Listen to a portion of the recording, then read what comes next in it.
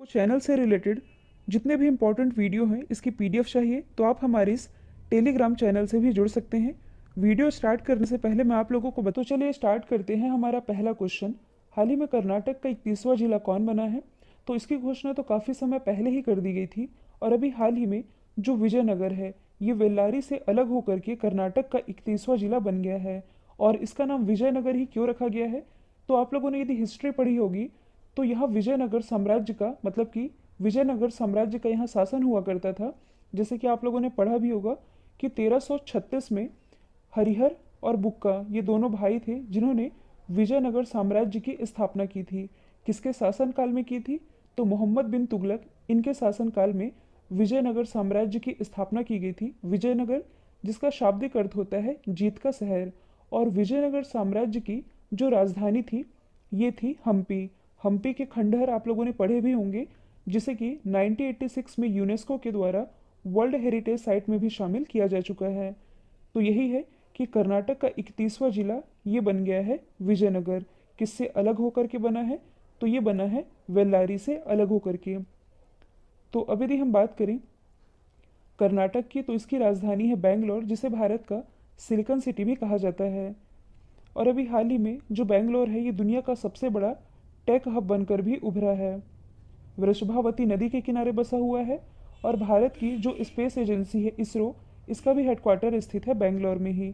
मुख्यमंत्री है B S Yediyurappa, राज्यपाल है वजुभाई बाला, मुख्य न्यायाधीश है अभय श्रीनिवास ओका, अंशी कुद्रेमुख, बन्नरघट्टा और नागरहोल, ये सभी नेशनल पार्क स्थित है कर्नाटक में ही। और अभी हाल ही में जो इंडिया इनोवेशन इंडेक्स 2.0 रिलीज़ किया गया, इसमें कर्नाटक रहा है टॉप पर। हाल ही में wild life photographer of the year 2021 का खिताब किसने जीता है? तो wild life photographer of the year 2021 का खिताब जीत लिया है रॉबर्ट इरविन ने, जो कि बिलोंग करते हैं ऑस्ट्रेलिया से। तो ये है रॉबर्ट इरविन। तो इन्होंने बुश फायर नामक एक इमेज है जो कि आप देख सकते हैं, इस इमेज के लिए इन्होंने wild life photographer of the year 2021 का खिताब अपने नाम कर लिया है। अब देखिए यहाँ से दो नाम और इम्पॉर्टेंट बनते हैं। एक तो है सरगई गोर्शकोव जो कि बिलोंग करते हैं रशिया से। यदि आप लोगों को याद होगा तो नवंबर 2020 में ही ये न्यूज़ आई थी कि जो सरगई गोर्शकोव हैं ये 2020 के मतलब कि wild life photographer of the year 2020 ये बने थे सरगई गोर्शकोव अपनी इस इमेज के लिए, जिसमें कि एक जो बाघिन है ये पेड़ को गले लगाते दिख रही है। और इसी में जो भारत की ऐश्वर्या श्रीधर है इन्हें युवा फोटोग्राफर ऑफ द ईयर 2020 के अवार्ड से नवाजा गया था जुगनू की चमकती हुई इस फोटो के लिए। अगला क्वेश्चन है, by many a happy accident recollections of A life, यह किताब किसके द्वारा लिखी गई है? तो यह लिखी गई है एम हामिद अंसारी जी के द्वारा। ये कौन है? तो 2007 से लेकर के 2017 तक मतलब कि लगातार दो बार ये भारत के उपराष्ट्रपति रहे हैं। इन्होंने इस किताब को लिखा है by many a happy accident, जिसमें कि इन्होंने अपने लाइफ के एक्सपीरियंस को शेयर किया है, अपने राजनीतिक जीवन के बारे में बताया है। अब यदि हम अदर ऑप्शन को डिस्कस करें तो हाल ही में जो हमारे उपराष्ट्रपति है एम वेंकैया नायडू जी, इन्होंने अपने कार्यकाल के 3 साल पूरे होने पर एक किताब लिखी है जिसका नाम है connecting communicating and changing. P S Sreedharan Pillai जो कि मिजोरम के राज्यपाल है, हाल ही में इनके द्वारा एक किताब लिखी गई है जिसका नाम है ओ मिजोरम, जिसके बारे में मैंने आप लोगों को पढ़ाया भी है। नरेंद्र मोदी जी, तो इन्होंने एक किताब लिखी है जिसका नाम है एग्ज़ाम वॉरियर। और इस किताब का जो ब्रेल एडिशन है ये थावर चंद गहलोत जी के द्वारा लॉन्च किया गया था। हाल ही में न्यूजीलैंड ने किस देश के साथ सभी संबंधों को रद्द कर दिया है? तो न्यूजीलैंड के द्वारा अभी हाल ही में म्यांमार के साथ सभी संबंधों को रद्द कर दिया गया है। तो इसका रीज़न क्या है, इसके बारे में हम एकदम बेसिक से डिटेल में डिस्कस करने वाले हैं। म्यांमार वाला मुद्दा आप सभी जानते हैं काफ़ी सुर्खियों में रहा है, क्योंकि पूरी दुनिया के जो बड़े बड़े नेता हैं, बड़े बड़े देश हैं, इस पर अपने रिएक्शन भी दे रहे हैं। तो इसके बारे में हम डिस्कस कर लेते हैं। आप इमेज में देख सकते हैं आंग सांग सूकी, ये कौन है? तो ये म्यांमार की स्टेट काउंसलर हैं। यदि आप लोगों को याद होगा तो नवंबर 2020 में यहाँ जो चुनाव हुए थे इसमें जो आंग सांग सूकी है इनकी जो पार्टी है नेशनल लीग फॉर डेमोक्रेसी, इन्होंने बहुमत से भी ज़्यादा मतलब कि एक ऐतिहासिक जीत इन्होंने हासिल की थी। लेकिन कुछ दिन पहले आप लोगों ने ये भी न्यूज़ पढ़ी होगी कि हाल ही में जो आंग सांग सूकी है और यहाँ के जो राष्ट्रपति हैं विन मिंत, इन्हें गिरफ्तार कर लिया गया है। अब क्यों गिरफ्तार किया गया है, इसके बारे में मैंने आप लोगों को ये बताया था कि आंग सांग सूकी और इनकी पार्टी के ऊपर जो सेना है, इन्होंने ये आरोप लगाया है कि चुनाव में इन्होंने धांधली की थी बहुत बड़ी मात्रा में, जिसके कारण इनकी जो पार्टी है इसने इतने सारे वोट हासिल किए हैं। तो जो आंग सांग सूकी है, इन पर चुनावों में धांधली का आरोप लगाते हुए यहाँ की सेना के द्वारा इन्हें गिरफ्तार कर लिया गया है। तो यहाँ एक तरह की इमरजेंसी की स्थिति आ गई है। इमरजेंसी यानी कि आपातकाल।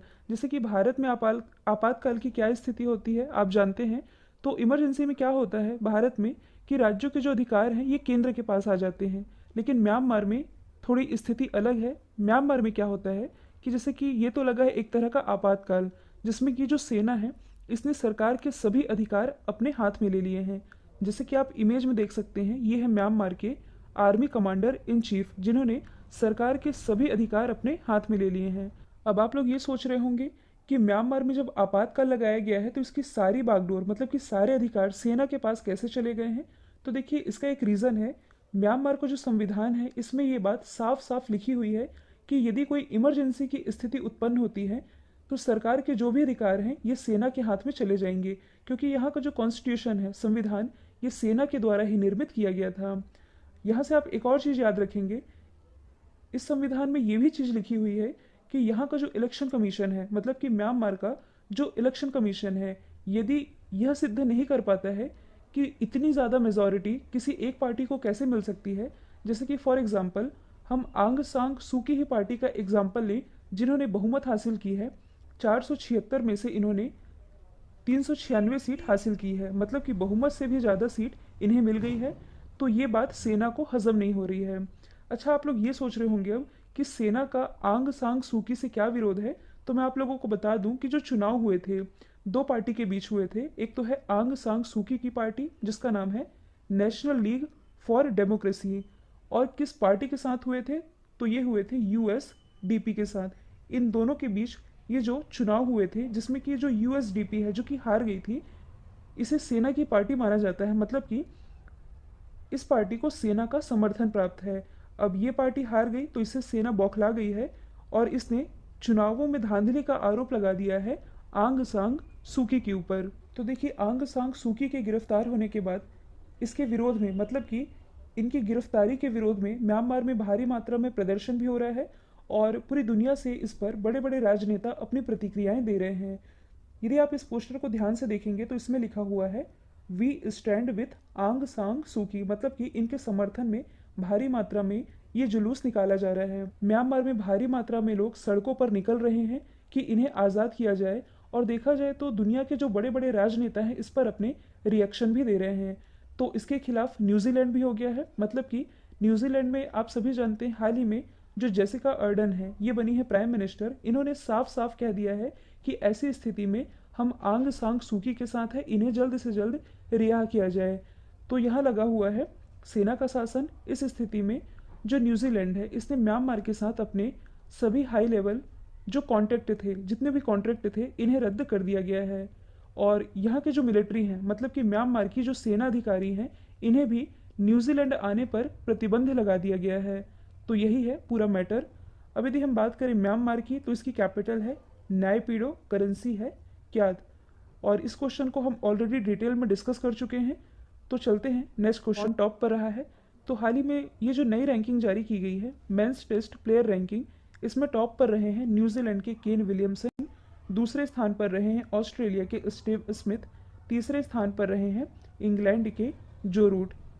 अब यदि हम बात करें आईसीसी की, यानी कि इंटरनेशनल क्रिकेट काउंसिल की, इसकी स्थापना हुई थी 1909 में। हेडक्वार्टर स्थित है दुबई यूएई में। इसके अध्यक्ष कुछ समय पहले ही बनाए गए हैं। इनका नाम है ग्रेग बार्कले, जो कि बिलोंग करते हैं न्यूजीलैंड से। यदि आप करंट से रिलेट करेंगे तो हाल ही में जो बायजूस है ये आईसीसी का ग्लोबल पार्टनर बन गया है। हाल ही में भारत ने किस देश को पारगमन यातायात की सुविधा प्रदान की है। तो हाल ही में भारत के द्वारा नेपाल को पारगमन यातायात की सुविधा प्रदान की जा रही है। पारगमन, इसका आप सीधा मतलब निकाल सकते हैं कि पार करने देना। अब कैसे पार करने देना, तो आप इमेज में देखेंगे, ये है बांग्लादेश, ये है नेपाल। कहने का मतलब ये है कि जो अपना देश भारत है, ये है भारत की बॉर्डर। तो जो अपना देश भारत है ये बांग्लादेश से नेपाल के लिए एक रेल मार्ग है जिसका नाम है रोहनपुर सिंघाबाद रेल मार्ग। इसके थ्रू उर्वरक के निर्यात की सुविधा प्रदान कर रहा है। मतलब कि ये जो दोनों देश हैं ये रेल मार्ग के थ्रू व्यापार का रास्ता खोल सकेंगे। तो देखिए 2018 की बात है, जो नेपाल है ये बांग्लादेश को बिजली बेचना चाह रहा था, मतलब कि इसे बिजली बेचने की योजना थी। अब यदि नेपाल बांग्लादेश को बिजली बेचना चाह रहा है तो कैसे बेचेगा? दोनों देशों के बीच तार तो बिछाने ही पड़ेंगे। तो यदि आप यहाँ देखेंगे, ये है बांग्लादेश की बॉर्डर, ये है नेपाल की बॉर्डर। ये जो छोटा हिस्सा हिस्सा आप देख रहे हैं ये है इंडिया का हिस्सा। तो आप कह सकते हैं कि नेपाल का ये जो पूर्वी हिस्सा है और बांग्लादेश का ये जो उत्तरी पश्चिमी एरिया है, इसके बीच ये जो छोटा सा हिस्सा है ये 27 किलोमीटर का एरिया, ये है भारत का। अब जब तक भारत अलाउ नहीं करेगा ये कैसे एक दूसरे से कांटेक्ट कर पाएंगे? तो कहने का मतलब यही है कि बांग्लादेश से नेपाल के लिए एक रेल मार्ग के थ्रू उर्वरक के निर्यात की जो सुविधा है ये भारत अब प्रदान कर रहा है। मतलब कि इस पारगमन यातायात के लिए भारत ने अलाउ कर दिया है नेपाल को। यदि आप लोगों को याद होगा तो भारत में ही पश्चिम बंगाल में जो हल्दीबाड़ी रेल मार्ग है, मतलब कि हल्दीबाड़ी इंडिया में और बांग्लादेश में है चिल्हाटी। हाल ही में हल्दीबाटी और चिल्हाटी इन दोनों ही रेल मार्ग को भारत और बांग्लादेश के बीच लगभग 55 साल बाद फिर से खोला गया है। 1965 में जब भारत पाकिस्तान के बीच युद्ध हुआ था तब से ये रेल मार्ग बंद था, जो कि अब ओपन होने जा रहा है। हाल ही में international day of women and girls in science ये कब मनाया जाता है? यानी कि विज्ञान में महिलाओं और लड़कियों का ये जो अंतर्राष्ट्रीय दिवस है ये मनाया जाता है 11 फरवरी को। यूनाइटेड नेशन ने इसकी घोषणा 2015 में की थी और ये पहली बार मनाया गया था 2016 में। तो साइंस एंड टेक्नोलॉजी के क्षेत्र में महिलाओं और लड़कियों की भूमिका को बताने के लिए ये दिवस मनाया जाता है 11 फरवरी को। और इस बार ये जो डे मनाया गया इसकी थीम थी women scientist at the forefront of the fight against कोविड-19। ये रही थी इसकी थीम। अब यदि हम फरवरी मंथ के अदर इम्पॉर्टेंट डे डिस्कस करें तो 2 फरवरी को मनाया गया है वर्ल्ड वेटलैंड्स डे, यानी कि विश्व आर्द्र भूमि दिवस, जिसकी थीम थी वेटलैंड्स एंड वाटर। 4 फरवरी को मनाया गया है वर्ल्ड कैंसर डे, जिसकी थीम थी I am and I will. 10 फरवरी को मनाया गया है विश्व दलहन दिवस, यानी कि वर्ल्ड पल्सिस डे। हाल ही में कहाँ पहली बार महिला जन सुनवाई कार्यक्रम का आयोजन किया गया? तो हाल ही में जम्मू कश्मीर में पहली बार महिला जन सुनवाई कार्यक्रम का आयोजन किया गया। जन सुनवाई इसका सिंपल सा मतलब है, आप सभी जानते हैं कि जनता की सुनना, जनता को जो भी प्रॉब्लम्स है उन्हें सुनना। तो हमारी जो राष्ट्रीय महिला आयोग की चेयरमैन है रेखा शर्मा, इनकी अध्यक्षता में इस कार्यक्रम का आयोजन किया गया। मतलब कि राष्ट्रीय महिला आयोग और जम्मू कश्मीर का जो समाज कल्याण विभाग है इसने मिल करके इस प्रोग्राम का आयोजन किया, जिसके दौरान 40 शिकायतों में से 20 मामलों की सुनवाई की गई। मतलब कि इस एरिया में महिलाओं को क्या दिक्कत है और इन्हें कौन कौन से इशू हैं, कौन कौन सी प्रॉब्लम फेस करनी पड़ रही है, इन सभी को जानने के लिए ये एक तरह का प्रोग्राम था जो कि रेखा शर्मा की अध्यक्षता में आयोजित किया गया। तो 40 मतलब कि कुल 40 प्रॉब्लम को सुना गया, जिसमें कि 20 को मौके पर ही निपटा लिया गया। तो एक तरह की पहल है जो कि की गई जम्मू कश्मीर में। हाल ही में किस देश ने फिर से संयुक्त राष्ट्र मानवाधिकार परिषद में शामिल होने की घोषणा की है? तो ये घोषणा की गई है अमेरिका के द्वारा। यदि आप लोगों को याद होगा तो 2018 में जब अमेरिका के प्रेसिडेंट थे डोनाल्ड ट्रंप, उस समय ये संयुक्त राष्ट्र मानवाधिकार परिषद से अलग हो गए थे। लेकिन अब यहाँ फिर से सरकार आ चुकी है जो बाइडेन की, जिन्होंने की संयुक्त राष्ट्र मानवाधिकार परिषद में फिर से शामिल होने की घोषणा कर दी है। यदि हम बात करें संयुक्त राष्ट्र मानवाधिकार परिषद की, तो इसकी स्थापना की गई थी मार्च 2006 में। हेडक्वार्टर स्थित है जेनेवा, स्विट्जरलैंड में। इसकी कुल मेंबर कंट्रीज़ हैं 47 और किस रीजन से कितनी सीटें आवंटित है देख सकते हैं आप। सब मैंने इसमें लिख दिया है, सब कुछ आप लोगों को PDF में मिल जाएगा। तो यहाँ जो एशिया पैसिफिक रीजन है, आप देखेंगे कि जो अपना देश भारत है ये भी इसका एक मेंबर है। अगला क्वेश्चन है, हाल ही में किस एयरपोर्ट ने ACI world's voice of the customer award जीता है? तो यह अवार्ड जीता है केम्प घोड़ा इंटरनेशनल एयरपोर्ट बेंगलोर ने। तो देखिए जो वॉइस ऑफ द कस्टमर है ये उन एयरपोर्ट्स को मान्यता देता है जो कि अपने कस्टमर को प्रायोरिटी देते हैं, मतलब कि जो कि अपने कस्टमर को प्राथमिकता देते हैं, उन्हें इस अवार्ड से नवाजा जाता है। तो केम्प घोड़ा इंटरनेशनल एयरपोर्ट, जिसने कि कोविड-19 महामारी के दौरान जो सराहनीय प्रयास किए हैं, इसके लिए इन्हें voice of the customer award से नवाजा गया है। यदि हम अदर ऑप्शन को डिस्कस करें तो जो कोच्चि इंटरनेशनल एयरपोर्ट है जो कि स्थित है केरल में, 100% सौर ऊर्जा से संचालित विश्व का पहला एयरपोर्ट है। इंदिरा गांधी इंटरनेशनल एयरपोर्ट जो कि स्थित है नई दिल्ली में, भारत का पहला single use plastic free airport है। हैदराबाद इंटरनेशनल एयरपोर्ट, जिसे कि आप राजीव गांधी इंटरनेशनल एयरपोर्ट के नाम से भी जानते हैं, कोरोना काल के बीच मतलब कि लॉकडाउन के दौरान कॉन्टैक्टलेस पार्किंग की सुविधा प्रोवाइड कराने वाला ये भारत का पहला एयरपोर्ट बना था। कल जो मैंने आप लोगों से सवाल पूछा था, इसका राइट आंसर था नगोजी ओंकोजी। अब आप लोगों के लिए आज का सवाल है, one nation one ration card लागू करने वाला भारत का 12वां राज्य कौन बना है। साथ ही आप लोग ये भी बताएंगे कि one nation one ration card लागू करने वाला भारत का पहला राज्य कौन है। तो आई होप ये वीडियो आप लोगों को पसंद आया है। यदि पसंद आया है तो एटलीस्ट एक स्टडी रिलेटेड रूप में शेयर करना बिल्कुल मत भूलिएगा। तो आज के लिए इतना ही। Thank you so much.